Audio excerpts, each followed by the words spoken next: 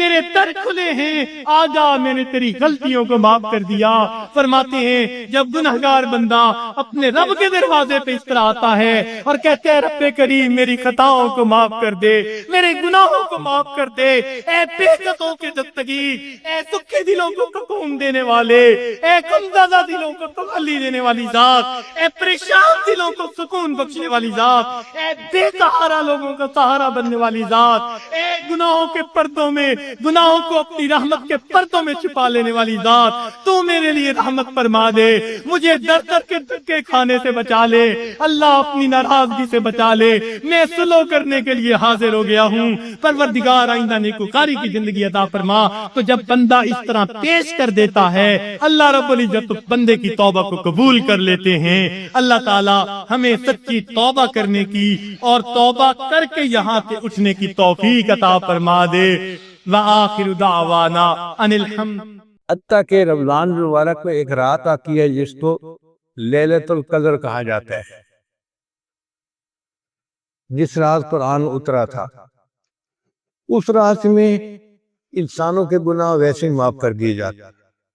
حدیث مبارکہ میں آتا ہے کہ ایک ایسی گھڑی ہوتی ہے اس رات میں کہ اس گھڑی میں جو دعا مانگی جائے قبول ہوتی ہے۔ اب وہ گھڑی کب ہوتی ہے ہمیں کیا پتا؟ حق تو یہ تھا کہ ہم 365 راتوں میں اس کو ڈھونڈتے، مگر اللہ نے کام آسان کر دیا۔ نبی شام نے بتایا کہ وہ رمضان مبارک کے اندر ہوتی ہے۔ اس کا مطلب یہ ہے کہ 365 راتیں جاگنے کی ضرورت نہیں، 30 راتیں جاگنے کی ضرورت ہے۔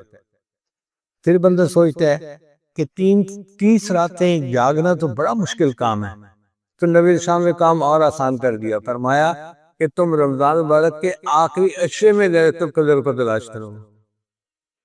تو 20 راتیں اور نکل گئیں، باقی 10 راتیں رہ گئیں۔ پھر بندہ سوچتا ہے جی کہ 10 راتیں جاگنا بھی بڑا مشکل کام ہے، تو نبی اسلام نے کام کو اور آسان کر دیا، فرمایا آخری عشرے کی جو تاک راتیں ہیں ان میں اسے ڈھونڈو۔ 21، 23، 25، 27 اور 29، 5 راتیں بند ہیں۔ یوں سمجھے کہ 365 میں سے 5 راتیں ہیں جن میں ہمیں لیلۃ القدر تلاش کرنی پڑے گی۔ اب بندہ سوچتا ہے جی کہ رات کو تو ہم تلاش کریں لیکن پوری رات جاگنا تو بڑا مشکل ہے، اب تو کمزور لوگ ہیں نہیں جاگ سکتے۔ اللہ تعالیٰ نے کام کو اور آسان کر دیا۔ اللہ نے یہ تو نہیں بتلایا کہ وہ رات کی برکتیں شروع کب ہوتی ہیں، مغرب وقت شروع ہوتی ہیں، عشاء کے وقت، آدھی رات کے وقت، کتنے بجے، ایک بار بتا دی۔ فرمایا کہ وہ رات کو جب بھی خاص برکتیں نازل ہوتی ہیں، تنزل الملائکۃ والروح فیہا بإذن ربہم من کل امر سلام سلام ہی حتی مطلع الفجر، یہ برکتیں مطلع فجر تک رہتی ہیں۔ یہ جب روزے کا وقت ختم ہوتا ہے نا اس وقت تک رہتی۔ اس کا مطلب یہ ہوا کہ لیلۃ القدر کی برکتیں رات کے جس وقت میں بھی شروع ہوں، جب وہ شروع ہوگی تو پھر روزہ کا وقت شروع ہونے کا جو ہے نا سحری کا وقت وہاں تک رہے۔ اس کا آسان طریقہ یہ ہے کہ ہم سحری کو 1 گھنٹہ پہلے کر لیں، وقت ختم ہونے سے پہلے، اور آدھا گھنٹہ جو ہے آخر کا بچا لیں۔ اس آدھے گھنٹے میں 2 رکعت 4 رکعت نفل پڑھ لیا کریں اور 10-15 منٹ بیٹھ کے دعا کریے کریں۔ جب بھی لیلۃ القدر ہوئی تو وہ وقت لیلۃ القدر میں ضرور آئے گا اور ہمیں لیلۃ القدر پانے کا اجر مل جائے گا۔ اور اس رات کی عبادت 1000 مہینوں کی عبادت سے بہتر ہے۔ 1000 مہینے تو 83 سال بنتے ہیں اور 80 سال سے کم تو عمر ہوتی ہے۔ اس کا مطلب یہ کہ ایک رات اگر مل گئی تو پوری زندگی کے گناہ معاف ہیں۔ اللہ نے کام کو کتنا آسان کر لیا۔ تھوڑی سی ہمت کرنے کی بات ہے، اللہ تعالیٰ کی رحمت بہانہ ڈھونڈتی ہے مغفرت۔ پھر ایسا بھی ہوتا ہے کہ ایک بندہ پورا مہینہ غفلت پہ رہا، اس نے نہیں شان کیا، تو انسان کی فطرت ہے جب آخری دن آتے ہیں نا تو اس کو احساس ہوتا ہے یار رمضان نکل گیا ہاتھ سے، پھر الوداع یا سحوری الوداع پڑھنا شروع کر دیتے۔ تو حدیث مبارکہ میں آتا ہے کہ پہلی رمضان سے لے کر 29 رمضان تک جتنے مجرم جہنم سے بری کیے گئے تھے ان سب کا ٹوٹل آخری رات پہ اتنے اور بری کر لی جاتی. یعنی اگر 1 ارب ہر رات میں بری ہوئے تھے تو 29 ارب تو رمضان میں بری ہو گئے، اور آخری رات کے 29 ارب اور بھی ان کی بخشش کر دی جاتی ہے. اب جب اللہ کی رحمت کا معاملہ ایسا ہے تو پھر ہماری لیے بخشش تو پانا کون تھا مشکل کام. مسلم شریف میں ابو ہریرہ عنہ سے روایت ہے کہ الصلوات الخمس والجمعۃ الی الجمعۃ ورمضان الی رمضان مکفرات ما بینہن اذا اجتنبت الکبائر. اگر کبائر سے بچا جائے تو جمعے سے جمعہ 5 نمازیں اور 1 رمضان سے دوسرے رمضان تک کے جتنے گناہ ہوتے ہیں وہ سارے کے سارے اللہ تعالیٰ معاف فرما دیتے ہیں. چنانچہ کنز المال میں لکھا ہے کہ اذا سلمت الجمعہ تو سلمت الایام. جمعہ اگر اچھے انداز سے کسی نے گزار لیا تو باقی دن بھی اس کے اچھے گزر جائیں گے. وَإِذَا سَلِمَ رَمَضَانُ سَلِمَتِ السَّنَةُ. اور جس نے رمضان اچھے انداز سے گزار دیا آنے والا پورا سال اس کا اچھا گزار دیا جائے گا. امام ربانی مجدد ثانی رحمۃ اللہ علیہ اپنے مکتوبات میں فرماتے ہیں کہ یہ رمضان کا مہینہ آنے والے سال کا ایک نمونہ ہوتا ہے. جس انداز سے بندہ گزارتا ہے اللہ تعالیٰ بقیہ سال انہی اعمال کی توفیق عطا فرما دیتا ہے. مثال کے طور پہ ایک نوجوان اگر چاہتا ہے کہ میں اپنی آنکھوں کا پرہیز کروں، غیر محرم سے اپنی آنکھوں کو بچاؤں، تو وہ رمضان میں اس کی مشق کر لے. اگر پورا رمضان غیر محرم سے نظر بچا لی بقیہ پورا سال اللہ اس کو توفیق عطا فرما دے. آپ پورا رمضان تہجد کی پابندی کر لیجئے، تلاوت کی، اعمال کی پابندی کر لیجئے، اور پھر دیکھیے بقیہ پورا سال وہ کام کس طرح آسان ہو جاتے ہیں. اللہ تعالیٰ توفیق دے دیتے ہیں اس بندے کو. اس لیے ہمارے اکابر رمضان کو بہت اہتمام کے ساتھ گزارتے تھے. بلکہ بخاری شریف کی روایت ہے کہ ایک صحابیہ حج پہ جانا چاہتی تھی، خاوند نے نہ کر دی. پوچھا بھی کیوں؟ اس نے کہا سواری نہیں ہے. اس نے کہا فلاں اونٹ تو ہے.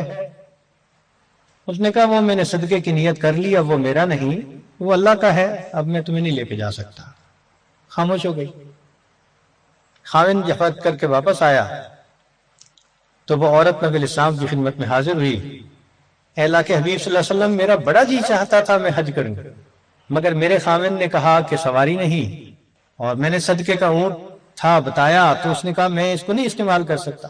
تو نبی علیہ السلام نے پہلے تو خاوند کو سمجھایا کہ دیکھو یہ حج کا عمل بھی اللہ کے راستے میں جانے والا عمل تھا. تم اگر اس اونٹ پر اس کو یہ حج کروا دیتے تو اس میں کوئی حرج نہیں تھا، مگر ساتھ ہی یہ فرما دیا اس عورت کو کہ اچھا اب تم رمضان میں عمرہ کر لینا، اللہ تعالیٰ تمہیں میرے ساتھ حج کرنے کا ثواب عطا فرمائے. یہ بخاری شریف کی روایت. تو رمضان مبارک کو اللہ رب العزت نے ایسی فضیلت عطا فرمائی. چنانچہ کنز المال میں ہے کہ اذا کان اول لیلۃ من شہر رمضان صفدت الشیاطین ومردت الجن، کہ جب رمضان کی پہلی رات آتی ہے تو شیاطین، سرکش جن، ان کو قید کر دیا جاتا ہے، باندھ دیا جاتا ہے. خبردار میرے پیارے حبیب صلی اللہ علیہ وسلم کے امتیوں کے روزوں کو تم خراب نہ کر سکو، تو شیاطین کو باندھ دیا جاتا ہے. وغلقت ابواب النار فلم یفتح منہا باب، جہنم کے سارے دروازے بند کر دیے جاتے ہیں، پورا رمضان بند رہتے ہیں. وفتحت ابواب الجنت فلم یغلق منہا باب، اور جنت کے سارے دروازے کھول دیے جاتے ہیں اور ان دروازوں کو پورا مہینہ بند نہیں کیا جاتا. سبحان اللہ. اللہ رب العزت اس مہینے میں جنت کی سیل لگاتے ہیں. وَيُنَادِي مُنَادٍ كُلَّ لَيْلَةٍ، اور ایک ندا دینے والا فرشتہ ہر رات یہ ندا دیتا ہے، یا باغی الخیر اقبل، اے نیکی کے متلاشی آگے بڑھ. ابتغاء سے ہے یہ لفظ باغی الخیر. وَيَا بَاغِيَ الشَّرْ اقصر، اے برائی کے تلاش کرنے والے تھم جا، رک جا. وَلِلَّهِ عُتَقَاءً مِّنَ النَّارِ وَذَلِكَ كُلَّ لَيْلَةٍ، ہر رات میں اللہ تعالیٰ جہنم سے جہنمیوں کو بری فرما دیتی. اب یہاں طالب علم کے ذہن میں ایک سوال پیدا ہوتا ہے کہ رمضان مبارک میں شیاطین تو قید ہو گئے، پھر کیوں برائیاں ہوتی ہیں، غفلتیں ہوتی ہیں؟ تو علماء نے اس کے کئی جواب دیے۔ ایک جواب تو انہوں نے دیا ابھی بڑے شیاطین تو قید ہو گئے، اب چھوٹے شتونگڑے بھی تو ہیں، اور ہم اتنے غافل کہ شتونگڑے ہی کام دکھا جاتے ہیں۔ دوسرا علماء نے یہ کہا کہ شیطان کی وجہ سے نفس کے اندر اتنی خباثت آ جاتی ہے کہ شیطان اگر باندھ بھی دیا جاتا ہے تو نفس اس کا کارندہ بنا رہتا ہے، وہ انسان کو گناہوں پر اکسائے رکھتا ہے۔ یا برے دوست ہوتے ہیں، یار بد، ان کی وجہ سے انسان رمضان میں بھی نیکی پر نہیں آتا۔ مگر اس کی خوبصورت مثال یہی ہے کہ جیسے لوہے کو بھٹی میں گرم کرے نا تو سرخ ہو جاتا ہے، پھر اس کے بعد اس کو بھٹی سے نکال لیں تو وہ 1 منٹ میں ٹھنڈا نہیں ہوتا، وہ گھنٹہ 2 گھنٹے گرم رہتا ہے۔ تو شیطان نے انسان کو گناہوں کی بھٹی میں اتنا گرما دیا ہوتا ہے کہ ان لوگوں کے لیے رمضان کا مہینہ آ بھی جاتا ہے تو وہ گرمی اسی طرح موجود رہتی ہے۔ نبی علیہ السلام نے ارشاد فرمایا من وافق موتہ عند القضاء رمضان دخل الجنہ، کس بندے کو رمضان المبارک کے اندر موت آ گئی اللہ تعالیٰ اس کو جنت کے اندر داخل فرما دیتے ہیں۔ سیدہ عائشہ صدیقہ رضی اللہ تعالیٰ عنہ فرماتی ہیں کہ کان رسول اللہ صلی اللہ علیہ وسلم یجتہد فی رمضان ما لا یجتہد فی غیرہ، مسلم شریف کی روایت کہ رمضان المبارک میں نبی علیہ السلام عبادات میں اتنی محنت فرماتے تھے، مشقت اٹھاتے تھے کہ رمضان کے علاوہ کسی اور مہینے میں اس قدر محنت نہیں فرماتے۔ اس سے معلوم ہوا کہ خاص اہتمام فرماتے تھے اس مہینے۔ ایک اور روایت ہے بہقی کی، سیدہ صدیقہ لانا فرماتی ہیں کہ کان رسول اللہ صلی اللہ علیہ وسلم اذا دخل رمضان، کہ جب رمضان کا مہینہ آتا تھا شد میں ازارہ ہو، نبی علیہ السلام اپنی تہبند کو کس کے باندھ لیتے تھے، ثم لم یأت فراشہ حتی ینسلخ، پھر پورا مہینہ گزرنے تک اپنے بستر پر واپس نہیں آیا کرتے تھے۔ اللہ اکبر کبیرہ، اس لیے کہ وہ رمضان کی برکات سے واقف تھے، جانتے تھے۔ بہقی کی شریف کی ایک اور روایت ہے کانا اذا دخل رمضان تغیر لونہ، کہ جب رمضان کا مہینہ آتا تھا نبی علیہ السلام کا چہرے کا رنگ بدل جاتا تھا۔ اللہ اکبر کبیرہ، وکثرت صلاتہ، اور نبی علیہ السلام نماز نفل کثرت کے ساتھ پڑھتے تھے۔ وابتہل فی الدعاء واشفق لونہ، اور اپنی دعا میں اتنے اللہ کے سامنے عاجزی کرتے تھے کہ آپ صلی اللہ علیہ وسلم کا چہرہ انور سرخ ہو جایا کرتا تھا۔ اللہ اکبر۔ چنانچہ ایک حدیث مبارکہ میں ہے، سلمان فارسی رضی اللہ عنہ اس کی روایت فرماتے ہیں کہ خطبنا رسول اللہ صلی اللہ علیہ وسلم فی آخر یوم من شعبان فقال، نبی السلام نے فرمایا یا ایہا الناس قد اضلکم شہر عظیم مبارک، اے لوگوں تمہارے اوپر ایک بڑا مہینہ برکت والا آ گیا ہے، شہر فیہ لیلۃ خیر من الف شہر، ایسا مہینہ کہ جس میں ایک رات ہے جو 1000 مہینوں کی عبادت سے بھی زیادہ افضل ہے۔ شہر جعل اللہ صیامہ فریضہ، ایک ایسا مہینہ جس کے روزے کو اللہ رب العزت نے فرض فرمایا، وقیام لیلہ تطوعا، اور رات کے قیام کو اللہ نے اپنے قرب کا ذریعہ بنایا۔ من تقرب فیہ بخصلۃ من الخیر کان کمن ادى فریضۃ فیما سوا، جس کے رمضان میں نفل عمل کیا ایسے اجر ملے گا جیسے رمضان کے علاوہ اس نے کسی فرض کے اوپر عمل کیا تھا۔ ومن ادى فریضۃ فیہ کمن کان کمن ادى 70 فریضۃ فیما سوا، جس نے ایک فرض پر عمل کیا اس کو 70 فرض جو غیر رمضان میں ہوتے ہیں اس کے برابر اجر عطا کیا جاتا ہے۔ یہاں سے معلوم ہوا کہ اللہ رب العزت رمضان مبارک میں انسان کے اعمال کا ریٹ 70 گنا بڑھا دیتے ہیں، ملٹیپلائی، سبحان اللہ۔ ایک ایک عمل کو دنیا ریٹ انکریز کرتی ہے تو 10% اور 20%، 10واں حصہ 20واں حصہ، اللہ تعالیٰ ریٹ بڑھاتے ہیں تو کیا 70 گنا، 70 سے ضرب دے دی، اس لیے کہ وہ شہنشاہ حقیقی ہے، وہ اپنے بندوں کو اتنا اجر دینا چاہتا ہے کہ ان کے گناہوں کی ظلمتیں ختم ہو جائیں۔ تو ایسے وقت میں ہمیں بھی چاہیے کہ ہم اپنے اعمال اللہ رب العزت کے حضور پیش کریں۔ چنانچہ نبی علیہ السلام نے ارشاد فرمایا، ہوا شہر الصبر والصبر ثوابہ الجنہ، یہ صبر کا مہینہ ہے اور صبر کا بدلہ جنت ہے۔ وہ شہر المواسات، غمخاری کا مہینہ، سبحان اللہ۔ چنانچہ اسی حدیث میں آگے نبی علیہ السلام نے ارشاد فرمایا کہ اولہ رحمت، اس مہینے کے پہلے 10 دن رحمت، وَأَوْسَطُهُ مَغْفِرَةٌ، درمیان کے 10 دن مغفرت کے، وَآخِرُهُ عِتْقٌ مِّنَ النَّارِ، اور آخری 10 دن آگ سے آزادی کے۔ وہ کیسے؟ علماء نے اس کی بہترین تفسیر یوں کی کہ کچھ وہ لوگ ہوتے ہیں کہ جو پہلے سے ہی نیکوکاری کی زندگی گزارنے والے ہوتے ہیں، گناہوں سے بچتے ہیں، تقوی طہارت کی زندگی گزارتے ہیں، تو ان کے لیے تو رمضان رحمت کی خوشخبری بن کے آتا ہے، تو پہلے 10 دن میں ہی ان کے درجے بلند ہو جاتے ہیں۔ اور کچھ ایسے بھی ہوتے ہیں، کبھی نیکی کر لی، کبھی خطا کر بیٹھے، تو ایسے لوگ جب رمضان کے پہلے 10 دن گزار لیتے ہیں تو اس میں ان کے جو گناہوں کی ظلمت ہوتی ہے اس کو اللہ تعالیٰ ختم کر دیتے ہیں۔ چنانچہ اوسطہ مغفرۃ، ان کے یہ درمیانی 10 دن مغفرت کا پیغام بن جاتے ہیں۔ اور کچھ بہت زیادہ غفلت میں رہنے والے، اگر 10 دن سے ان کا کام نہیں بنا تو 20 دن سے ان کا کام بن جاتا ہے۔ چنانچہ جب 20 دن کی برکتیں ان کے دل کو دھو دیتی ہیں تو آخرہ عتق من النار، آخری اشرہ ان کے لیے بھی آگ سے آزادی کا اشرہ بن جاتا ہے۔ معلوم ہوا کہ اس مہینے میں تھوڑا غافل ہو یا زیادہ غافل، ہر بندے کی مغفرت کا اللہ تعالیٰ انتظام فرماتے ہیں۔ ہاں، بندے کو کوشش کرنی چاہیے۔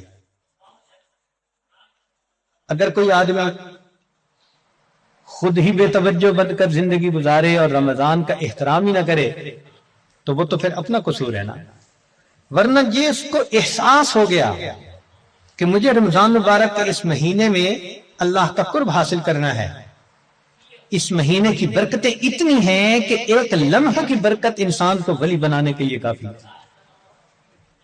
امام ربانی مجدد ثانی رحمۃ اللہ فرماتے ہیں مکتوبات میں کہ اے کاش پورے سال کی برکتوں کو رمضان المبارک کی برکتوں کے ساتھ وہ نسبت ہوتی جو ایک دریا کو سمندر کے ساتھ ہوتی ہے، مگر وہ بھی نہیں ہے۔ اس مہینے کی برکتیں اتنی زیادہ ہیں، اللہ اکبر کبیرہ۔ چنانچہ نبی علیہ السلام نے ارشاد فرمایا کہ وَاسْتَكْثِرُوا فِيهِ مِنْ 4 خصال، 4 اعمال اس مہینے میں زیادہ کرو۔ خصلتین تردون بہما ربکم وخصلتین لا غنا بکم عنہما، 2 عمل تو ایسے ہیں کہ جن سے تم اپنے رب کو راضی کرو، اور 2 عمل ایسے ہیں کہ تمہیں اس کے سوا چارہ ہی نہیں، مجبوری ہے تمہاری۔ اللہ تعالیٰ تردون بہما ربکم، وہ 2 باتیں کہ جس کو ذریعے تم اپنے رب کو راضی کرو، فشہادت اللہ الہ الا اللہ وتستغفرونہ، یعنی کلمے کا ورد زیادہ کرنا، تحلیل زیادہ پڑھنا اور استغفار زیادہ پڑھنا۔ یہ 2 عمل اس مہینے میں خاص طور پر زیادہ کرنے کی ضرورت ہے، کیونکہ اللہ کے پیارے حبیب صلی اللہ علیہ وسلم نے ارشاد فرمایا، لہذا اس بات کی اہمیت دل میں اچھی طرح بٹھانی چاہیے۔ تو لا الہ الا اللہ کی بھی کثرت کریں، کم از کم چند 100 مرتبہ دن میں پڑھ لیا کریں، اور ہمت والے تو 1000 دفعہ 2000۔ ایسے لوگ ہیں ہر دن میں رمضان کے 10,000 مرتبہ تحلیل پڑھتے ہیں۔ اس وقت ایسے لوگ ہیں رمضان مبارک کے ہر دن میں ایک قرآن مجید کی تلاوت مکمل کرتے ہیں۔ نوجوان ہیں، کما رہے ہیں، وقت تو ایک جیسا ہے ہمارا بھی اور ان کا بھی، لیکن انہوں نے یہ محسوس کر لیا کہ اس وقت میں ہم نے اللہ کو راضی کر کے ہٹنا ہے، ان کے لیے یہ سارے کام آسان۔ تو ہم چلو چند 100 دفعہ یا 1000 دفعہ ہی لا الہ الا اللہ کا ورد کر لیا کریں، اور اگر چلتے پھرتے عادت ڈال لیں تو سبحان اللہ کئی 1000 مرتبہ کرنا بھی آسان ہے۔ اور ہمارے اکابر سبحان اللہ وہاں سینکڑوں اور ہزاروں کی بات نہیں ہوتی تھی، اور لاکھوں کی بھی بات نہیں ہوتی تھی، کروڑوں کی بھی بات نہیں ہوتی تھی، کروڑوں مرتبہ سے زیادہ دل کے اوپر لا الہ الا اللہ کی ضرب لگتی تھی، کروڑوں مرتبہ سے زیادہ۔ دل کے اوپر کتنا نور ہوتا ہوگا، اللہ اکبر کبیرہ۔ اور استغفار کی کثرت کریں۔ اور دو چیزیں جس کی ہمیں ضرورت ہے، ایک اللہ رب العزت سے جنت مانگیں اور جہنم سے اللہ تعالی سے پناہ مانگیں۔ تو اس مہینے میں یہ دعا مانگنی چاہیے، اللہم انی اسألک الجنہ وَأَعُوذُ بِكَ مِنَ النَّارِ، اے اللہ میں جنت کا سوال کرتا ہوں اور جہنم سے اللہ میں پناہ مانگتا ہوں۔ چنانچہ رمضان مبارک کا اکرام کیسے کیا جائے اس کو بھی تھوڑا تفصیل سے بتا دیں۔ جو احترام کرنے والے ہیں وہ تو رمضان سے 2 مہینے پہلے سے ہی دعائیں مانگنی شروع کر دیتے ہیں، رمضان سے پہلے ہی گناہوں سے توبہ کر کے باطن کا غسل کر لیتے ہیں، اور پھر رمضان خوب اچھے انداز سے گزارتے ہیں۔ لیکن اب آخری عشرہ رہ گیا، اس آخری عشرے میں ہم گناہوں سے اس طرح بچیں جیسے احرام کی حالت میں حاجی محرم گناہوں سے بچا کرتا ہے۔ جو لوگ حج پر گئے ہیں نا، عمرہ پر، ان کو اچھی طرح اندازہ ہے کہ جب احرام باندھ لیتا ہے تو بالکل کیفیت ہی اور ہو جاتی ہے، پھر جنایات سے بہت بچنے کی کوشش ہوتی ہے، ہر وقت یہ احساس رہتا ہے میں محرم ہوں، احرام باندھا ہوا ہے، بالکل رمضان گزارتے ہوئے وہی کیفیت ہو، انا صائم، میں روزہ دار ہوں، رمضان کا مہینہ ہے، مجھے اس میں کوئی گناہ نہیں کرنا۔ چلتے پھرتے لا الہ الا اللہ کا ورد رکھیں، اور کبھی کبھی پورا کلمہ بھی پڑھیں، لا الہ الا اللہ محمد رسول اللہ۔ جتنا ممکن ہو سکے قرآن مجید کی تلاوت کریں، حتیٰ کہ 2-3 منٹ بھی اگر خالی ہیں تو اس کو خالی نہ گزرنے دیں، قرآن پاک دیکھ کر پڑھ لیں، اور اگر قرآن پاک پاس نہیں یا وضو نہیں تو جو صورتیں یاد ہیں کم از کم وہی پڑھ لیں۔ حسب استطاعت رمضان مبارک میں صدقہ و خیرات زیادہ کریں۔ سیدہ عائشہ صدیقہ رضی اللہ عنہا فرماتی ہیں کہ نبی علیہ الصلوۃ والسلام رمضان مبارک میں اپنے دونوں ہاتھ صدقے کے لیے کھول دیا کرتے تھے، جیسے تیز ہوا چلتی ہے اس طرح نبی علیہ الصلوۃ والسلام صدقہ پانی، اللہ کے راہ پانی کی طرح پیسہ بہا دیتے تھے۔ تو صدقہ و خیرات زیادہ کرنا، وعظ و نصیحت کی محفل میں روز بیٹھیں، کہیں فجر کے بعد ہوتی ہے، کہیں تراویح کے بعد ہوتی ہے، اور آخری عشرے کا سنت اعتکاف اگر نصیب ہو تو سبحان اللہ۔ معتکف کی حالت ایسی ہی ہوتی ہے کہ جیسے کسی کو منانے کے لیے اس کے دروازے کی چوکھٹ کو پکڑ کے بیٹھ جائے، اگر تو در نہ کھولے گا تو میں بھی در نہ چھوڑوں گا۔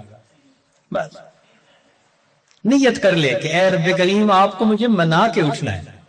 واقعی دیکھا ہم نے محبت میں ایسے ہوتا ہے، اگر کبھی کوئی محبوب ناراض ہو لوگ قدموں میں بیٹھ جاتے ہیں، بیٹے سے باپ خفا ہو آپ کے قدموں میں بیٹھ جاتے ہیں، ابو جب تک آپ راضی نہیں ہوگے میں قدموں میں سے نہیں اٹھے گا۔ سبحان اللہ، یہی مومن کا حال ہونا چاہیے۔ اے کریم تیرے در پر آ کر بیٹھ گئے ہیں،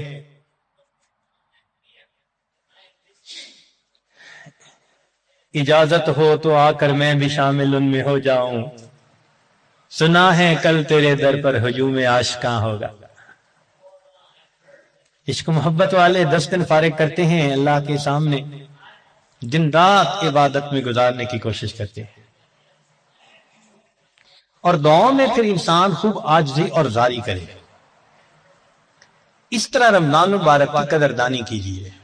اب دل تو چاہتا ہے ہر بندے کا کہ لیلۃ القدر میں عبادت کی ہمیں سعادت نصیب ہو، لیکن وہ نعمتیں کب نازل ہوتی ہیں، رحمتیں کب نازل ہوتی ہیں، جبریل علیہ السلام کب نازل ہوتے ہیں، ہمیں اس بات کا پتہ نہیں۔ تو ممکن ہے ہم 11 بجے تک عبادت کریں اور یہ رحمتوں کا نزول اس کے بعد ہو، ممکن ہے کہ ہم 12 بجے تک عبادت کریں اور ان خاص رحمتوں کا نزول اس کے بعد ہو، ممکن ہے ہم 2 بجے تک عبادت کریں اور ان رحمتوں کا نزول اس کے بعد شروع ہو۔ تنزل الملائکہ، جب ملائکہ نازل ہوتے ہیں، اب کب نازل ہوتے ہیں ہمیں اس کا تو پتہ نہیں ہے، لیکن قرآن مجید سے ایک اشارہ ملتا ہے اور وہ بڑا مزے کا ہے۔ پروردگار عالم نے ایک طرف تو بات چھپائی مگر دوسری طرف بندوں کو راہ بھی دکھائی۔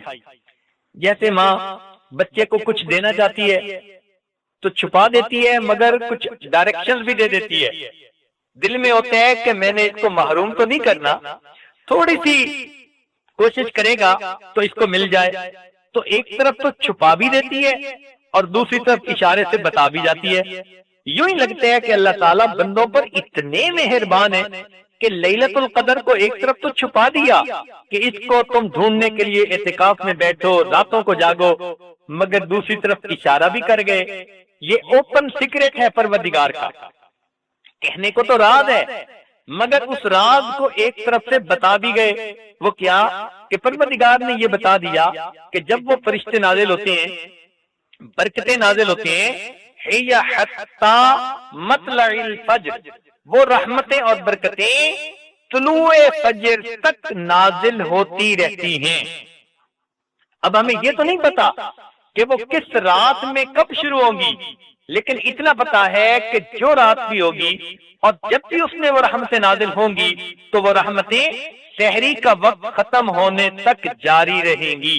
اب یہاں سے ہمیں ایک نقطہ مل گیا کہ اگر ہم روزہ رکھنے کے لیے 1 گھنٹہ پہلے اٹھ جائیں وقت ختم ہونے سے، اور اس میں ہم آدھا گھنٹہ اپنے روزہ رکھنے میں لگا لیں، کھانے پینے میں استعمال کر لیں، اور جو آخری آدھا گھنٹہ ہے اگر ہم اس کو اللہ تعالیٰ کی عبادت میں، تلاوت میں، ذکر میں اور دعائیں مانگنے میں لگا دیں، تو جب بھی وہ رمضان کی رات ہوگی، چونکہ اس کی رحمتیں مطلع فجر تک رہنی ہے، یعنی جو آخری وقت ختم ہوتا ہے کھانے پینے کا اس وقت تک رحمتیں نازل رہتی ہیں، تو گویا اس آخری گھنٹے میں رمضان کے 30 دن جو عبادت عورت کر لے گی اس کو گویا لیلۃ القدر کی ان خاص رحمتوں کے وقت میں عبادت کرنے کا اجر نصیب ہو جائے گا۔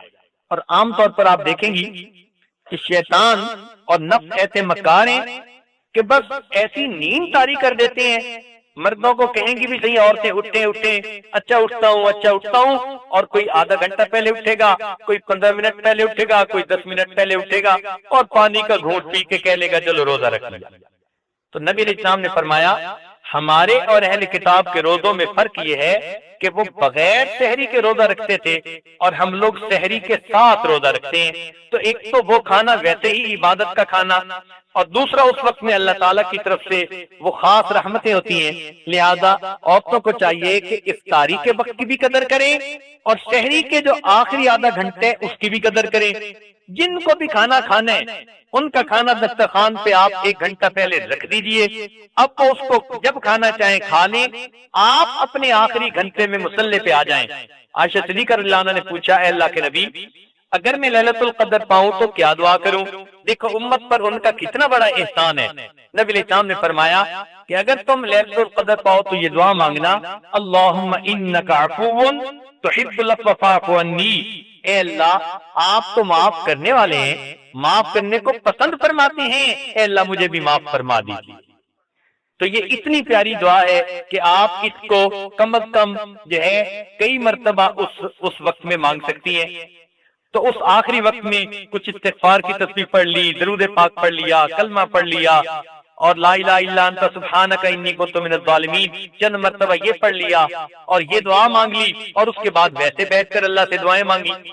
تو یہ روزانہ کا सहरी के वक्त का आधा घंटा 15 मिनट अगर इसको आप मुसल्ले पे गुजारने की जो है आदत बनाएंगी तो यकीनन आपको लैलतुल कद्र में इबादत का अजर नसीब होगा। जिनके करने से इंसान का खात्मा अच्छा होता है, उसे कलमे पे मौत आती है। तो आज वो 10 बातें आपके सामने बताई जाएंगी। उम्मीद है कि आप इसे गोशे होश के साथ सुनेंगी, नोट करेंगी और फिर इन पर आप हमेशा प्रैक्टिस करेंगी। सबसे पहला अमल जिसके करने से इंसान को आखिरी वक्त में कलमा नसीब होता है, वो है गैर महरम से अपनी नजर को बचाना। नबी अलैहिस्सलाम ने इरशाद फरमाया, अन्नज़रु सहमुम मिन सिहाम इब्लीस, कि नजर शैतान के तीरों में से एक तीर है। मस्मूमुन, जहरीला तीर। मन तरकहा मखाफती, जिसने मेरे खौफ से इस बुरी नजर को तर्क कर दिया। अबदलतहु ईमाना, मैं उसको ऐसा ईमान अता करूंगा। यजिदु हलावतहु फी क़ल्बिही, कि वो उसकी हलावत को अपने दिल में महसूस करेगा। मुल्ला अली कारी रहमतुल्लाह अलैह फरमाते हैं, वक़द वारदा, और ये लिखा गया है, अन्ना हलावतल ईमान, कि हलावत ईमान इज़ा दखलत क़ल्बन, जब कल्ब में दाखिल होती है, ला तखरुज मिन्हु अबदा, फिर वो कल्ब से बाहर नहीं निकलती। तो आज इसी मजलिस में ये नियत कर लीजिए कि ऐ परवरदिगार आलम, आज के बाद हम किसी भी गैर महरम मर्द की तरफ कभी बुरी नजर नहीं डालेंगे। और कई मर्तबा शैतान धोखा देते हैं, आप बुरी नजर से तो नहीं, वैसे ही देख रही हैं। हर इरादे की नजर जो गैर महरम पर डाली जाती है, वो शहवत की ही होती है, बंदा महसूस करे या न करे। तो इसलिए ये नियत कीजिए कि आज के बाद हमने गैर महरम की तरफ नजर उठानी ही नहीं। इस अमल की वजह से आखिरी वक्त में कलमा नसीब होगा। इसीलिए हलावत ईमान की अलामतें लिखी हैं कि इस्तिलज़ाज़ुत ताआत, जब दिल में ईमान की हलावत आ जाती है तो इबादत के अंदर बंदे को लज्जत मिल जाती है। तिलावत करने को जी चाहता है, नमाज पढ़ने को जी चाहता है, इंसान का इबादत में, नेकी में जी लगता है। ईसारुहा अला जमी शहवात, और तमाम किस्म की शहवात को छोड़ देना बंदे को आसान नजर आता है। तहम्मुलुश मशाक़ फी मरदातिल्लाह, और अल्लाह की जो पसंदीदा चीजें हैं उनको करते हुए जो मुजाहिदा है उसको बर्दाश्त करने की आदत हो जाती है। फिर फरमाया कि अर्रज़ाउ बिल क़ज़ा'i फी जमीइल हालात, हर किस्म के हालात में अल्लाह की क़ज़ा पर बंदे को रजा नसीब हो जाती है। तो पहला अमल था बदनजरी से परहेज। ये बदनजरी फिजिकली भी हो सकती है कि आप प्रैक्टिकली किसी मर्द की तरफ देखें, और ये टीवी की स्क्रीन पर भी हो सकती है कि आप टीवी की स्क्रीन पर किसी गैर मर्द को देखें, बात बराबर ही है। दूसरा अमल जिससे कि आखिरी वक्त में कलमा नसीब होता है, फरमाया मिसवाक करना। यह मिसवाक करना जैसे मर्दों के लिए सुन्नत है, औरतों के लिए भी सुन्नत है। अल्लामा शामी रहमतुल्लाह अलैह ने इसका मसनून तरीका बताया कि मिसवाक करते हुए 3 उंगलियां ऊपर हो, छिंगलियां नीचे हो और अंगूठा साइड पर हो। वो फरमाते हैं मिसवाक के बारे में, मिन मनाफ़िही, मिसवाक के फवाइद में से ये भी है तज़कीरुश शहादत इंदल मौत, मौत के वक्त बंदे को कलमा याद आ जाता है। रज़क़नल्लाहु ताला बिमन्निही व करमिही, हदीस पाक में आता है जो बंदा एहतिमाम के साथ मिसवाक करता हो, मलकुल मौत आते हैं और 2 काम करते हैं, शैतान को उससे मार के दूर भगा देते हैं और उस बंदे को कलमा याद दिला देते हैं। ये कितना बड़ा इनाम है کہ ملک الموت ہی بندے کو یاد دلا دیں کہ تیرے جانے کا وقت قریب آ گیا، تو مسواک کی بھی پابندی کریں۔ تیسرا، ایمان پر شکر ادا کرنا کہ ہم نے کلمہ پڑھا، ہم مسلمان ہیں، اب اس ایمان پر ہم اللہ رب العزت کا شکر ادا کریں کہ اللہ تیرا شکر ہے تو نے ہمیں ایمان کی دولت عطا فرمائی۔ اس کی اصول یہ ہے لَإِن شَكَرْتُمْ لَأَزِيدَنَّكُمْ، اللہ تعالیٰ فرماتے ہیں اگر تم میری نعمتوں کا شکر ادا کرو گے ہم اپنی نعمتیں تمہیں اور زیادہ عطا کریں گے۔ تو جو ایمان پہ شکر ادا کرتا ہوگا اللہ تعالیٰ آخری وقت میں اس نعمت سے محروم نہیں فرمائیں گے۔ چوتھا عمل صدقہ خیرات کرنا۔ حدیث مبارکہ ہے، مشکات شریف کی روایت ہے، ان الصدقۃ تطفئ غضب الرب، کہ بے شک صدقہ اللہ کے غضب کو مٹا دیتا ہے، بجھا دیتا ہے، وتدفع میتۃ السوء، اور بری موت سے بندے کو بچا لیتا ہے۔ ملا علی قاری رحمۃ اللہ فرماتے ہیں کہ ای تمنع انزال المکروہ والبلاء فی الحال، کہ یہ عام حال میں مصیبتوں سے اور ناپسندیدہ احوال سے بندے کو بچاتا ہے، وتدفع سوء الخاتمۃ فی المآل، اور موت کے وقت بری موت سے بندے کو بچا لیتا ہے۔ تو صدقہ خیرات جتنا بھی ہو اللہ کے راستے میں کریں،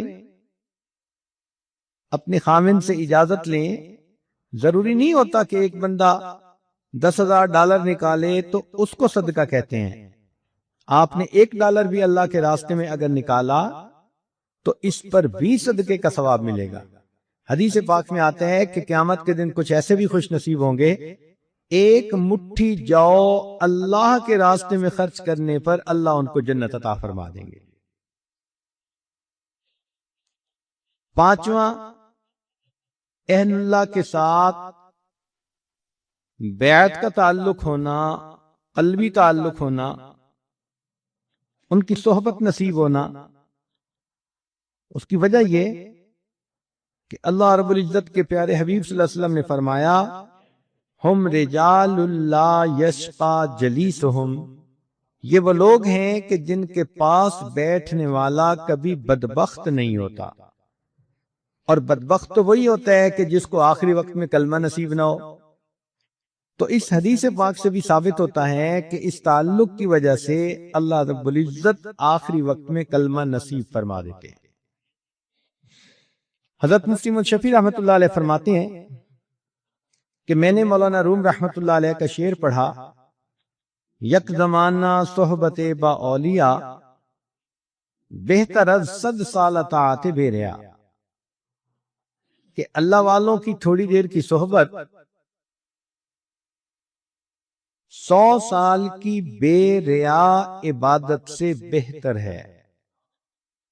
تو فرماتے ہیں کہ میرے ذہن میں ایک سوال پیدا ہوا کہ اگر 100 سال کی عبادت سے بہتر ہے یہ کہتے تو ماننے والی بات تھی، مگر انہوں نے تو فرمایا کہ 100 سال کی بے ریا عبادت سے بہتر ہے۔ چنانچہ میں نے حضرت تھانوی رحمۃ اللہ کی خدمت میں عرض کیا کہ حضرت یہ شاعر لوگ بہت افراط و تفرید کے مرتکب ہوتے ہیں، مجھے لگتا ہے کہ مولانا روم رحمۃ اللہ علیہ سے بھی اس پوائنٹ پر کچھ ایسا ہی معاملہ ہوا کہ انہوں نے فرمایا کہ اہل اللہ کی ایک لمحہ کی صحبت 100 سال کی بے ریا عبادت سے بہتر ہے۔ تو حضرت تھانوی رحمۃ اللہ علیہ نے فرمایا کہ اس شعر کو میں پڑھوں؟ جی حضرت پڑھیں۔ تو حضرت نے پڑھا، یک زمانہ صحبت با اولیاء، بہتر از 1,00,000 سال اطاعت بے ریا، کہ اہل اللہ کی ایک لمحہ کی صحبت 1,00,000 سال کی بے ریا عبادت سے بہتر ہے۔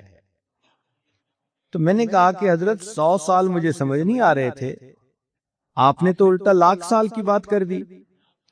تو پھر حضرت نے اس کا تحقیقی جواب دیا، فرمایا کہ دیکھو کوئی بندہ 1,00,000 سال کی عبادت کر لے کیا اس کے پاس گارنٹی ہے کہ اس کو کلمے پہ موت آئے گی؟ میں نے کہا نہیں۔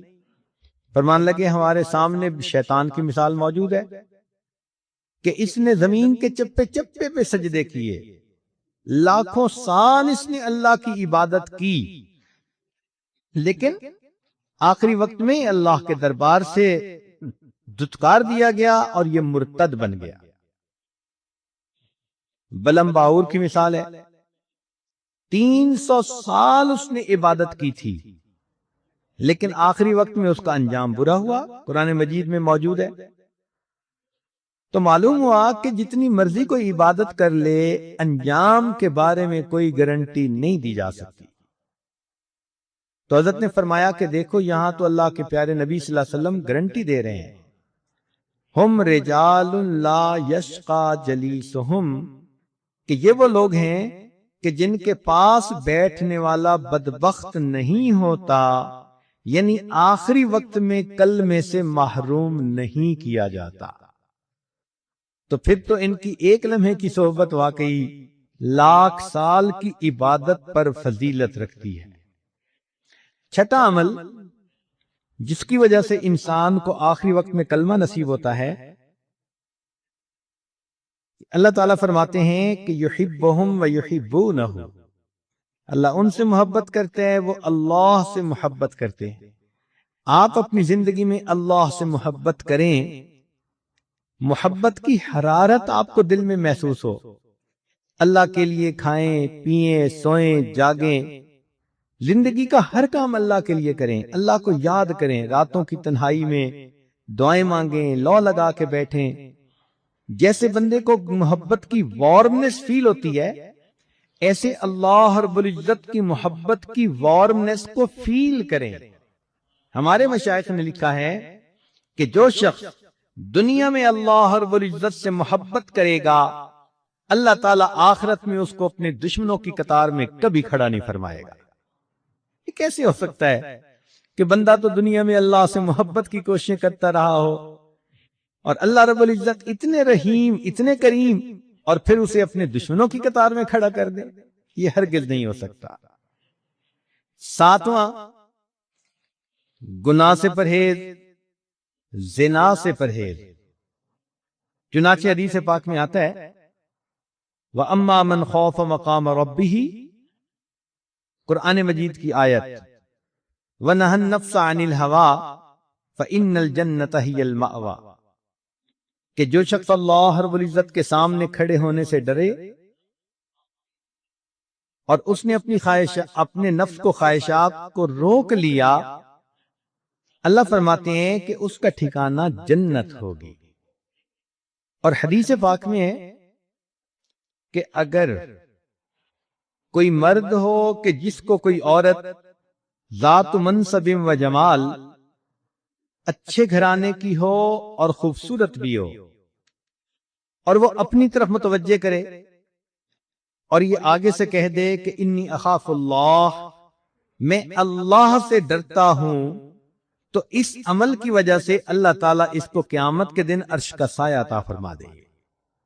اور یہی چیز عورت کے لیے بھی، کہ اگر کسی عورت کو کوئی مرد اپنی طرف متوجہ کرنے کی کوشش کرے، گناہ کے راستے پہ گھسیٹنے کی کوشش کرے اور یہ کہہ دے کہ میں اللہ رب العزت سے ڈرتی ہوں، اس عمل کی وجہ سے اللہ تعالیٰ اس کو قیامت کے دن عرش کا سایہ عطا فرمائیں گے۔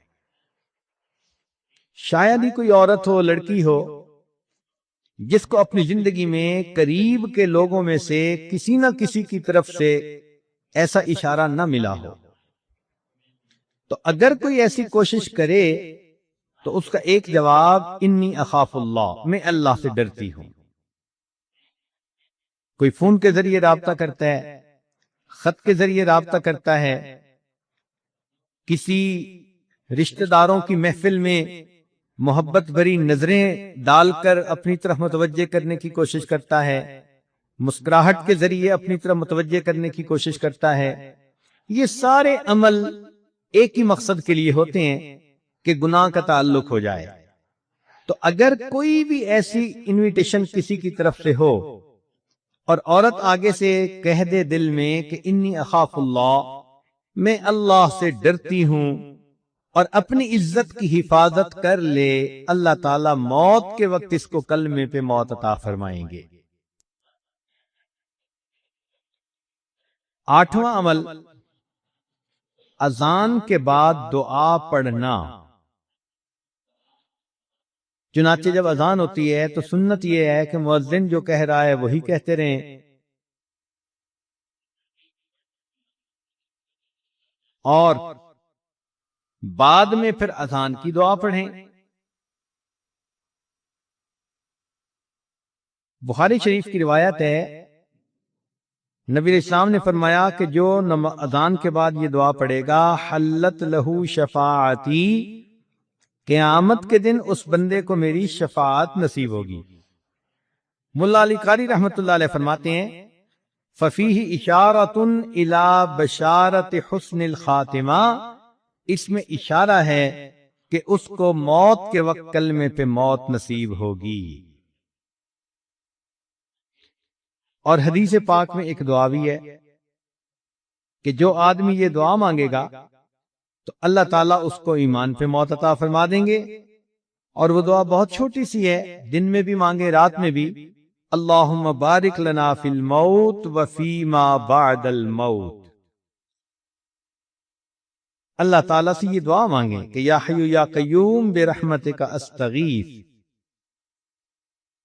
کلمے کی کثرت کریں، اس لیے کہ زندگی میں جو عورت کلمے کی کثرت کرے گی، ہر وقت اپنی زبان پہ لا الہ الا اللہ، لا الہ الا اللہ، لا الہ الا اللہ پڑھتی رہے گی، تو پھر آخری وقت میں اس کلمے کا پڑھنا اس کے لیے آسان ہوگا۔ خواجہ فرید الدین عطار رحمۃ اللہ علیہ فرماتے ہیں، میں نوجوانی میں عطر کی دکان تھی اور میری ہزاروں شیشیاں ہوتی تھیں جن میں عطر پڑا ہوتا تھا۔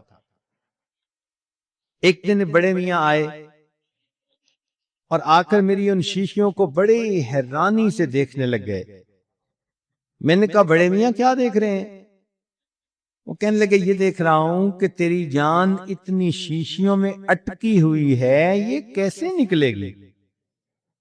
مجھے بڑا غصہ آیا۔ میں نے کہا کہ جیسے آپ کی نکلے گی ویسے میری نکلے گی۔ تو جب میں نے یہ الفاظ کہے تو وہ آگے سے کہنے لگے کہ اچھا بھائی میری تو ایسے نکلے گی۔ یہ کہہ کر میرے سامنے وہ زمین پر لیٹ گئے اور اوپر اپنے رومال ڈال لیا۔ میں سمجھا کہ شاید ویسے ہی مجھے کر کے دکھا رہے ہیں، جب قریب جا کے دیکھا تو ان کی موت آ چکی تھی۔ تو جنہوں نے محنت کی ہوتی ہے پھر ان کو آخری وقت میں یوں کلمے پہ موت آتی ہے۔ شری سکتی رحمت اللہ علیہ فرماتے ہیں کہ ہم بیٹھے ہوئے تھے ایک کنویں کے قریب، ایک آدمی آیا اور ہم سے کہتا ہے کہ بھئی کوئی اچھی جگہ ہے جہاں انسان مر سکے۔ ہم بڑے حیران ہوئے اس کی بات کو سن کر، تو میں نے کنویں کی طرف اشارہ کر دیا کہ یہ اچھی جگہ ہے، سایہ دار بھی ہے، پانی بھی ہے۔ کہنے لگے ہمارے سامنے وہ بندہ وہاں گیا، اس نے جا کر وضو کیا، نماز پڑھی اور نماز پڑھ کے لیٹ گیا۔ کافی دیر کے بعد ہم اٹھے نماز پڑھنے کے لیے، تو ہم نے کہا چلو بھئی اس کو بھی جگاؤ، یہ جماعت میں شریک ہو جائے۔ کہنے لگے جب اس کو جگانے لگے تو دیکھا کہ وہ تو اپنے رب کو پیارا ہو چکا تھا۔ تو جنہوں نے نیکی پر زندگیاں گزاری ہوتی ہیں پھر ان کو آخری وقت میں یوں موت آتی ہے۔ تو ابو ذرہ رحمت اللہ علیہ کی بات ہو رہی تھی کہ ان کے شاگرد موجود تھے، آخری وقت ان کا قریب آ گیا۔ اب شاگرد حیران کہ ہم حضرت کو کلمہ کیسے یاد دلائیں، یہ تو ہمارے استاد ہیں۔ تو انہوں نے سوچا کہ جس حدیث مبارکہ میں کلمے پہ موت آنے کی بشارت ہے، ہم اس کی روایت پڑھتے ہیں ان کے سامنے تو خود بخود یاد آ جائے گی۔ تو انہوں نے وہ روایت پڑھنی شروع کر دی۔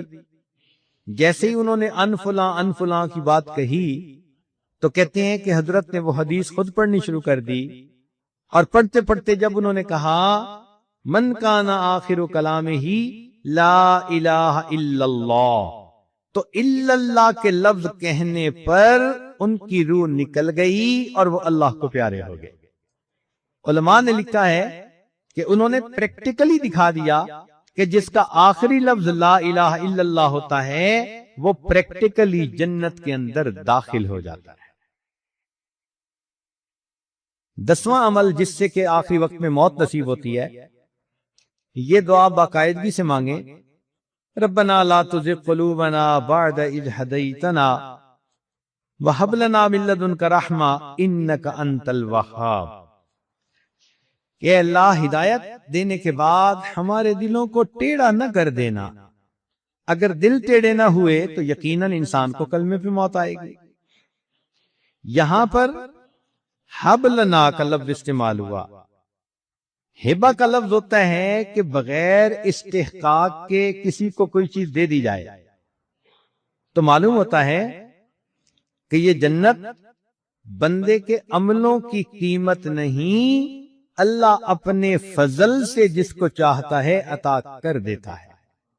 کہ حدیث مبارکہ میں ہے پہلی رمضان سے لے کر آخری رمضان تک جتنے جہنمی ٹوٹل جہنم سے بری ہوتے ہیں، رمضان کی آخری رات میں ایک رات میں اللہ اتنے جہنمی اور بری فرما دیتے ہیں۔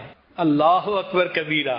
تو آخری رات میں تو کروڑوں پھر جہنمی جہنم سے بری ہو گئے نا، کیونکہ انسان کی فطرت ہے کہ کئی مرتبہ سستی کرتا ہے، لیکن جب دیکھتا ہے کہ آج آخری رات ہے تو احساس ہوتا ہے کہ چلو آج آخری رات ہے تو چلو میں بھی کچھ اللہ سے مانگ لوں، تو اللہ نے کوٹا بڑھا دیا آخری رات کا، کہ یہ نہ ہو کہ جی بندے تھوڑے بخشے جانے تھے، مانگنے والے زیادہ ہیں، ہم کوٹا بڑھا دیتے ہیں، جو مانگے گا ہم اس کو عطا فرما دیں گے۔ تو آخری رات میں جہنمی جہنم سے بری کر دیے جاتے۔ اگر اتنا بھی ہوتا نا تو بہت کافی تھا، مگر اللہ نے اس سے بھی اور زیادہ مہربانی فرمائی۔ کچھ لوگ ہوتے ہیں فیشل دماغ کے ہوتے ہیں کہ وقت آنے سے پہلے بھی وہ کوئی خیال نہیں کرتے، جب سر پہ کام پڑ جاتا ہے پھر بھی خیال نہیں کرتے، جب سر سے کام پڑ کے گزر جاتا ہے نا پھر خیال آتا ہے تو ہم نے کیا کر لیا۔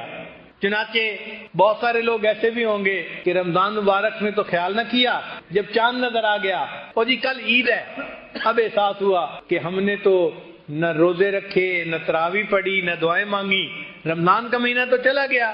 تو ان کو احساس ہوتا ہے کہ ہم تو گنوا بیٹھے۔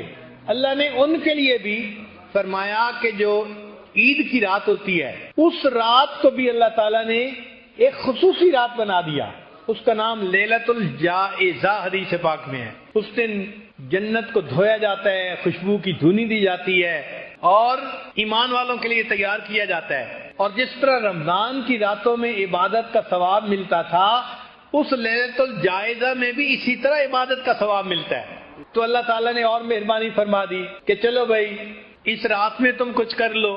اللہ نے بخشش کے کیا کیا بہانے بنائے۔ قربان جائیں اس پروردگار پر کہ جس نے اپنے بندوں کے لیے بخشش کی انتہا کر دی۔ اچھا کچھ ایسے بھی ہوں گے کہ اس رات کا بھی احساس نہ کریں، تو اللہ نے فرمایا کہ اچھا رمضان تو گزر گیا، اب آج میں تمہاری مہمان نوازی کروں گا۔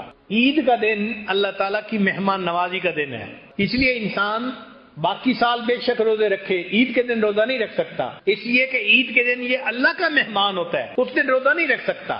تو عید کے دن فرمایا تم آؤ اپنے گھروں سے نکل کے عیدگاہ کے اندر اور یہاں آ کر تم 2 رکعت پڑھو عید کی نماز۔ بہت سارے لوگ جو روزہ بھی نہیں رکھتے، تراویح بھی نہیں پڑھتے، وہ عید کے دن نہا دھو کے اچھے کپڑے پہن کے عید کی نماز پڑھنے آ جاتے ہیں، تو اس وقت بھی اللہ کی رحمت ان پر متوجہ ہوتی ہے۔ حدیث پاک میں ہے اللہ تعالیٰ فرشتوں سے فرماتے ہیں اے فرشتوں، اس مزدور کو کیا اجر ملنا چاہیے کہ جو اپنی مزدوری پوری کرے؟ تو فرشتے کہتے ہیں کہ اللہ اس کو رحمت ملنی چاہیے، بخشش ملنی چاہیے۔ تو اللہ فرماتے ہیں کہ پھر یہ میرے بندے کیوں آج یہاں جمع ہیں؟ اللہ تو سب جانتے ہیں، مگر اللہ تعالیٰ فرشتوں کو گواہ بنانا چاہتے ہیں۔ ان کو کہتے ہیں اچھا یہ میرے بندے کیا چاہتے ہیں؟ تو فرشتے جواب دیتے ہیں عبادی و امائی، اے اللہ آپ کے یہ بندے مرد یا عورتیں سارا مہینہ انہوں نے روزے رکھے، تراویح پڑھی، عبادت کی، آج اکٹھے ہو گئے ہیں آپ سے مغفرت مانگتے ہیں۔ اللہ فرماتے ہیں اچھا فرشتوں تم گواہ رہنا، میرے بندو تم مجھ سے مانگنے کے لیے اکٹھے ہو گئے ہو، میں آج تمہارے تمام گناہوں کو تمہاری نیکیوں میں تبدیل کرتا ہوں۔ اللہ تعالیٰ عید کے دن، عید کی نماز کے بعد بندوں کے تمام گناہوں کو نیکیوں میں تبدیل فرما دیتے ہیں، اور فرمایا حدیث پاک میں قوموا مغفورا لکم، کھڑے ہو جاؤ بخشے بخشائے، ہم نے تمہارے تمام گناہوں کو نیکیوں میں تبدیل فرما دیا۔ اللہ اکبر کبیرہ، سبحان اللہ۔ اللہ کی رحمت پہ قربان جائیں کہ اس نے بندے کے سب گناہوں کو اللہ معاف فرما دیتے ہیں۔ اور پھر فرمایا کہ میرے بندو، اگر تم میرا احترام کرتے رہو گے، یعنی میرے حکموں کا احترام کرو گے، ان کی پابندی کرو گے، تو میں تمہیں فاسقوں کے سامنے اور کافروں کے سامنے کبھی رسوا نہیں ہونے دوں گا۔ یہ بھی وعدہ فرماتے ہیں کہ تم میرے ساتھ اگر اپنا تعلق ٹھیک رکھو گے نا، تو میں تمہیں کبھی بھی فاسقوں کے سامنے اور کافروں کے سامنے رسوا نہیں ہونے دوں گا۔ تو جب اللہ تعالیٰ اتنے بڑے بڑے وعدے فرما رہے ہوتے ہیں تو سوچئے پھر ہمیں تو اس وقت میں اللہ سے خوب اللہ سے مانگنا چاہیے، دعائیں مانگنی چاہیے، رجوع اللہ کی طرف کرنا چاہیے۔ یہ ہماری زندگی کا بہت قیمتی وقت ہے، بخشش کا وقت ہے۔ تو اللہ تعالیٰ نے مومنوں کی بخشش کے بہانے بنا دیے، کرنی تھی مغفرت تو بہانے بنا دیے، جنت میں مومنوں کے ٹھکانے بنا دیے۔ اس لیے نبی علیہ السلام نے ارشاد فرمایا کہ روزہ دار بندے کو چاہیے کہ وہ یہ دعا اللہ سے ضرور مانگے، اللہم انی اسألک الجنہ واعوذ بک من النار، اے اللہ مجھے جنت عطا فرما دیجئے اور جہنم سے بری کر دیجئے۔ اچھا، شیطان چونکہ دشمن ہے نا، وہ یہاں بھی جو ہے دشمنی دکھاتا ہے۔ ہم نے دیکھا ہے بعض لوگ جو ہے نا بڑے ولی بنتے ہیں، او جی اللہ کی عبادت جنت کے لیے کیوں کریں، اللہ کی عبادت اللہ کے لیے کریں۔ بات تو بڑی اچھی ہے، نماز آپ ایک نہیں پڑھتے، اور اللہ کی عبادت اللہ کے لیے کریں، جنت کے لیے کیوں کریں؟ اتنا جنت سے مستغنی نہ بنے۔ ہم تو اللہ کی ہر نعمت کے محتاج ہیں۔ ایک مرتبہ ایک خاتون نے فون پہ بات کی، مجھے کہنے لگی کہ پیر صاحب میں اللہ سے کچھ نہیں مانگتی، بس ایک بات مانگتی ہوں کہ میرا خامد اچھا ہو جائے، اور کچھ نہیں مانگتی، بس ایک بات مانگتی ہوں میرا خامد اچھا ہو جائے۔ میں نے کہا آپ اور کیوں کچھ نہیں مانگتی بھائی؟ اگر اللہ تعالیٰ آپ کو بیمار کر دے پھر کیا ہوگا؟ میں نے کہا اگر اللہ تعالیٰ آپ کے دماغ میں خلل ڈال دے پھر کیا ہوگا؟ آپ کے بچے کو بیمار کر دے پھر کیا ہوگا؟ جب میں نے ذرا اس طرح کی دو چار باتیں کی، اللہ نے آپ کو عزت کی روزی گھر میں دی ہے بیٹھ کے، اگر اللہ تعالیٰ آپ کے رزق کو ذرا ٹائٹ کر دیں، اور جو مانگنے والی عورتیں گلیوں میں پھر رہی ہوتی ہیں آپ کا بھی معاملہ ایسا ہو جائے تو پھر نہیں یہ تو نہیں میں چاہتی۔ بھئی اگر نہیں چاہتی تو یہ نعمتیں بھی تو اللہ نے دی ہیں نا، کیوں کہتی ہیں کہ مجھے اور کچھ نہیں چاہیے؟ آپ کو کہنا چاہیے مجھے اللہ سے سب کچھ چاہیے، ہر چیز چاہیے، منگتے جو ٹھہرے، فقیر جو رہے۔ ہم اللہ کے فقیر ہیں۔ یا ایھا الناس انتم الفقراء، اے انسانوں تم فقیر ہو۔ جب اللہ نے ہمیں کہہ دیا تم فقیر ہو تو پھر منگتے کو مانگنے سے کوئی شرم نہیں ہوتی۔ وہ مانگتے ہے، ہر چیز مانگتا ہے، ہمیں اللہ سے ہر چیز مانگنی ہے۔ تو کبھی بھی یہ مت کہنا میں اللہ سے اور کچھ نہیں مانگتا، بس یہ مانگتا ہوں، نہیں، ہم اللہ سے سب کچھ مانگتے ہیں۔ اللہ کو زور مت دکھائیں۔ اللہ تعالیٰ ایسے بندے کو پھر تگنی کا ناچ نچا دیتے ہیں، پھر اس کو اپنی اوقات یاد آ جاتی ہے۔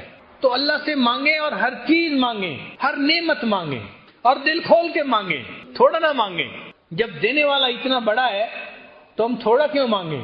ایک مرتبہ ایک بوڑھا بندہ میرے پاس بیٹھا ہوا تھا تو یکدم اس نے دعا مانگی، اے اللہ مجھے اتنے خرب ڈالر عطا فرما۔ ایسے بیٹھے بیٹھے اچانک پتہ نہیں اس کو کیا خیال آیا، اس نے دعا مانگی، اے اللہ مجھے اتنے خرب ڈالر عطا فرما۔ ایک نوجوان بیٹھا ہوا تھا، وہ کہنے لگا اتنے؟ میں نے کہا بھائی آپ سے نہیں مانگے، آپ کیوں پریشان ہو رہے ہیں؟ اللہ سے مانگے ہیں نا تو مانگے، تم کیوں پریشان ہو رہے ہو کہ اتنے ہیں؟ تو جب اللہ سے مانگنے ہیں تو خوب مانگیں، اللہ دیتے ہیں۔ ٹوٹے رشتے وہ جوڑ دیتا ہے، بات رب پہ جو چھوڑ دیتا ہے، اس کے فضل و کرم کا کیا کہنا، لاکھ مانگو کروڑ دیتا ہے۔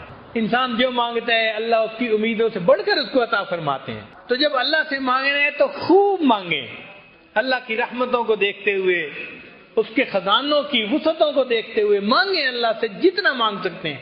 سچی بات یہ ہے ہماری جھولی چھوٹی ہے، اللہ کے خزانے بہت بڑے ہیں۔ تو بہرحال یہ اشرا مانگنے کا اشرا ہے۔ تو اللہ تعالیٰ عید کے دن عید کی نماز پڑھ کر جو لوگ کھڑے ہوتے ہیں ان کو فرماتے ہیں کہ قوموا مغفورا لکم، کھڑے ہو جاؤ بخشے بخشائے، ہم نے تمہارے گناہوں کو تمہاری نیکیوں میں تبدیل فرما دیا۔ تو مومن کے لیے تو یہ زندگی کا بہت قیمتی وقت ہے، لہذا ان مجالس میں بھی آپ بہت شوق ذوق کے ساتھ توجہ کے ساتھ بیٹھیں اور یہ جو 10 دن کے ایام ہیں ان کے اوقات کو بھی خوب عبادت میں گزاریں، ذکر میں، تلاوت میں، نوافل میں، جتنا عبادت کر سکتے ہیں اتنا کریں، اپنے آپ کو تھکائیں عبادت میں۔ اجازت ہو تو آ کر میں بھی شامل ان میں ہو جاؤں، اجازت ہو تو آ کر میں بھی شامل ان میں ہو جاؤں، سنا ہے کہ تیرے در پر ہجوم عاشقاں ہوگا۔ اللہ، آپ کے چاہنے والے آپ کے در پہ اکٹھے ہوں گے، میرا بھی دل چاہتا ہے کہ میں بھی ان میں شامل ہو جاؤں۔ اے اللہ، مجھے بھی آپ اپنے چاہنے والوں میں شامل فرما لیجئے اور میرے دل کو بھی اپنی محبت سے بھر دیجئے۔ وما ذلک علی اللہ بعزیز، اللہ کے لیے یہ کام کوئی مشکل نہیں۔ اللہ تعالی ہمارے اس وقت کو نیکی تقوی میں گزارنے کی توفیق عطا فرمائے، اور جو دعائیں ہم مانگیں اللہ ہماری سب دعاؤں کو اپنی رحمت سے قبول فرمائے۔ وآخر دعوانا ان الحمد للہ رب العالمین۔